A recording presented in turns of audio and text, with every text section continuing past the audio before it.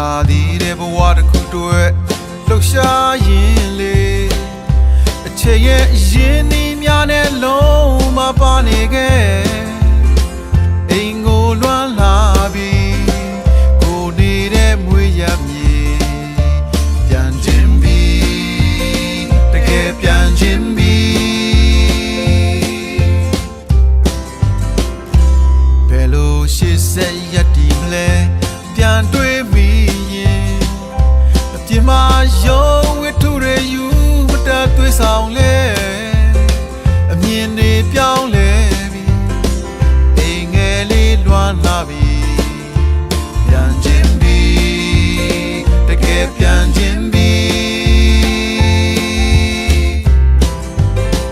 အိမ်ပြန်မဲ့လမ်းကလေးငြိမ်းချမ်းပါစေ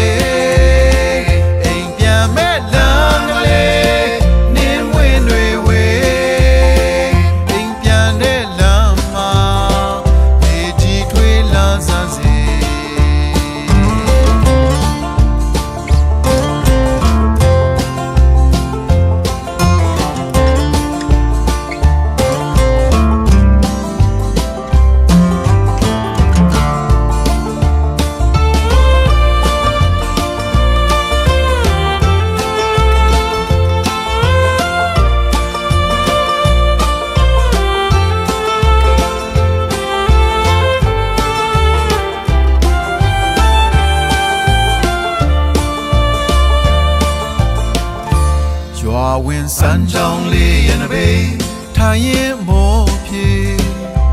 ပူလောင်လုံးနဲ့မြို့ပြရိတ်ကယုံထွက်ဆဲအိမ်အပြန်လန်းကလေး